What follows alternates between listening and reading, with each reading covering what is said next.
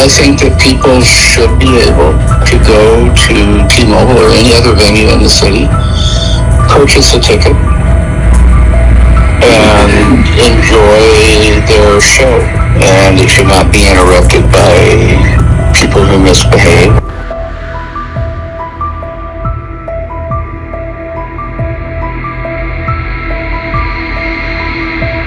17 seconds of blurry phone footage changed a 66-year-old grandfather's life forever.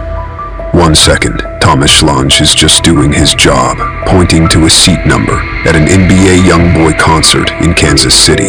The next, he's airborne, brutally slammed onto concrete, with fists raining down from a kid who looks barely old enough to drive. You've probably seen the clip. It exploded across every platform, reshared countless times. But what you might not have grasped is how that clip isn't just about one isolated incident. No, it's a flashing red warning light, exposing the real dangers of a subculture that is turning minor disagreements into public beatdowns. A world where loyalty morphs into outright destruction. The brutal assault on the 66-year-old worker at the concert is the entry point to a much bigger, more troubling issue: the rise of YN culture.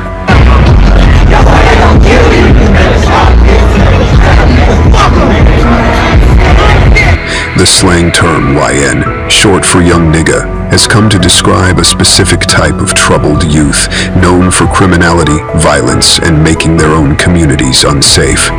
While most NBA Youngboy fans are there for the music, a vocal and aggressive minority, the YNs, see his struggles and controversial image not as a flaw, but as a badge of honor they can identify with. They see his arrests and online beefs as a reflection of their own lives, validating a destructive path. You ain't no killer, you won't be like me, you like me all day, you a hoe. I'ma double back, I'ma fuck any bitch, and you gonna try to double back and fuck the bitch. I can fuck your mama, you gonna try to fuck your mama. You a bitch, you a pure bitch. Hey, you a bum, you bitch ass nigga. Go dig all three of your brothers up with your scary ass. You a bitch, stop running from me, I ain't in no competition with you. Stop writing me, you a hoe. This isn't about rap music, it's about a hostile ideology that is latched onto certain artists. Welcome back to Mindset Devil. Today, we're going deep on how this culture is fueled by everything from social media and TV shows to a lack of guidance at home, and why an argument over a seat ended with felony charges for a teen and a grandfather facing plastic surgery. On September 24th, 2025, Thomas Schlange, a guest services usher, was helping fans find their seats at the T-Mobile Center for an NBA Youngboy concert. The tragic irony is that just 3 days earlier, Kansas City's mayor, Quinton Lucas, had issued a proclamation honoring Youngboy, declaring September 21st NBA Youngboy Day for his supposed cultural impact and anti-violence advocacy. But inside the arena, groups of unruly youths, or YNs, were already causing chaos, stealing seats to get closer to the stage. When Schlange asked a 14-year-old to move from a seat that belonged to someone else, the request was met with explosive violence. The teen lunged, slamming the 66-year-old man to the ground and striking him repeatedly before anyone could intervene. Schlange was left with a mild concussion, fractured ribs, and a broken nose. The teenager was arrested and released to his mother just hours later. The video, of course, went viral, but the most telling part was the commentary. Free little bro, and why be fans different, pointing to a culture that celebrates rather than condemns this kind of brutality. These are not typical fans. This is a subculture that sees validation in criminality. They are fed by propaganda like media, from TV shows like 50 Cent's BMF and Power, which glamorize the lavish lifestyles of street criminals, to the rise of drill music. Originating in Chicago, drill is a dark, demonic-sounding subgenre of hip-hop that explicitly glorifies gang life, violence, and getting revenge on rivals as a way to gain clout and respect. For the YN, artists like NBA Youngboy, Lil Durk, and Young Thug aren't just musicians, they're folk heroes. This violent behavior isn't new, but it's being amplified like never before. Inner cities have always had to deal with their rotten apples, but now social media gives them a global stage. This isn't just about one kid at one concert. This is a pattern. The YN archetype is often a product of a broken environment, frequently growing up in single-parent households without a strong father figure to offer guidance. In that vacuum, gang culture, criminality, and the distorted messages in media become the primary teachers. Social scientists call the mob mentality de-individuation, a state where being in a group and feeling anonymous makes you lose your sense of personal responsibility. Online, where shock value is rewarded with viral fame, acts of violence become a ticket to clout. This creates a feedback loop where aggression is normalized and even celebrated, making it easy for racists to then use these viral clips to generalize an entire race of people. If you're finding this breakdown useful, if it's giving you some clarity in what feels like a chaotic world, then please tap that subscribe button. I drop weekly videos connecting headline moments to the bigger cultural gears grinding behind them. No fluff, just context you can actually use at 2 a.m. when your feed feels like it's spiraling out of control. The attack in Kansas City also exposed a massive security failure. But just as telling is what happened next. Shortly after the incident, NBA Youngboy's scheduled concert in Chicago was abruptly canceled. Why? Joe, Erica, there's another concert happening here at the United Center tonight, but we know it's been 6 years since NBA Youngboy was on a stage in Chicago, and now fans here are going to have to wait even longer than that. Tonight, there's still no confirmation from the United Center as to why exactly the concert was canceled with just a 2 days notice. A highly anticipated night for NBA Youngboy fans quickly turning into disappointment. It's sad and just mad feelings, a lot of emotions bottled up right now. The United Center posted this on their website Monday night, saying the show was canceled. Kenny Callahan lives in Joliet. He says he had friends coming in from out of town to join him at the concert. People were coming from Wisconsin, Detroit, Ohio, everywhere. He says Ticketmaster told him it would take anywhere from 14 to 21 days to get their money back. Just to be on the floor were $800. Just to be in the front row was $1,000. And just to be where I sat was $500. Some fans are taking to social media to express their anger with the United Center. Some saying never spending money with them again. The rapper's mother posted this video to her Instagram page, saying the cancellation was because of safety concerns. They canceled it for the safety of the people that really wanted to attend, to keep y'all safe from the ones that don't know how to act. The cancellation comes just days after the arena set a strict no bags of any size policy for the performance. The venue has been in the spotlight for safety concerns in the past.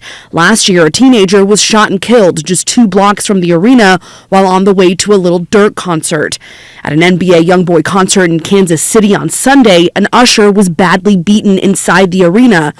No confirmation from the United Center if the violence there contributed to the cancellation in Chicago. I guess for safety reasons, yes, it was good that it was called off, but at the same time, you got to think about the fans too. We put a lot of money into this. The United Center are telling people who got their tickets through Ticketmaster that they'll be getting automatic refunds, while those who went through third-party companies will have to contact those companies directly.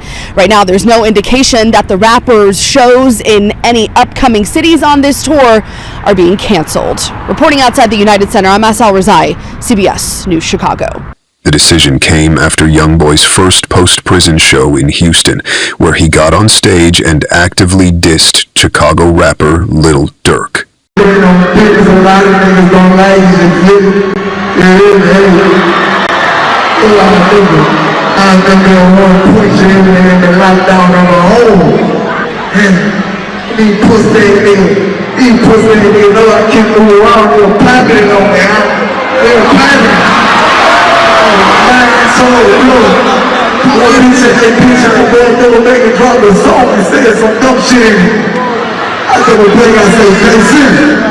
I say, little girl, bitch. Hey, and I'm still behind. I'm going to go on that piece like this. I say, Youngboy, I'm kidding you, man. I ain't talking shit when it ain't done.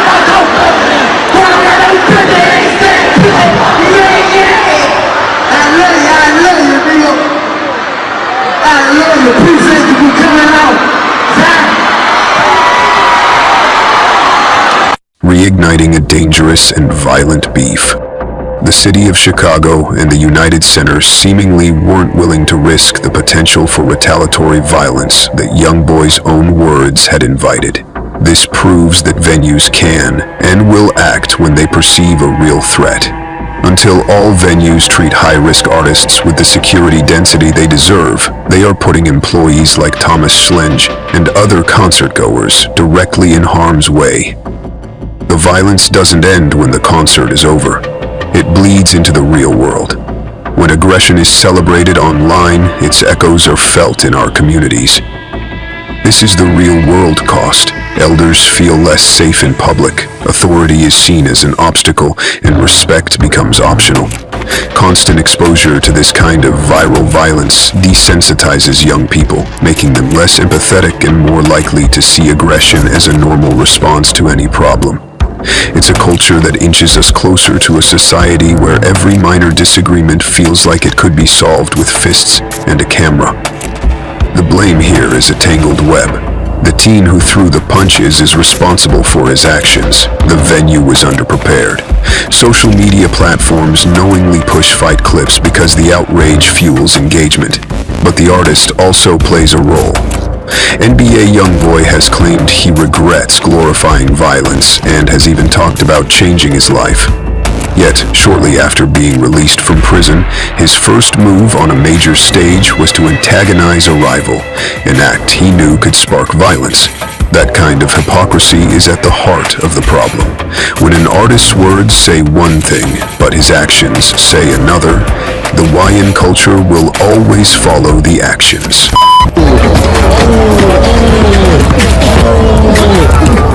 Nigga said free dirt and get cranked. Nah, don't say free dirt. 4K straight, 4K straight. Oh my God, nigga, oh my God. Oh my God. I'm telling you, just got cranked. Trying to be funny, my thing got fucked up. Nah. Are you still drinking free dirt, dude? Still drinking. You still drinking free dirt?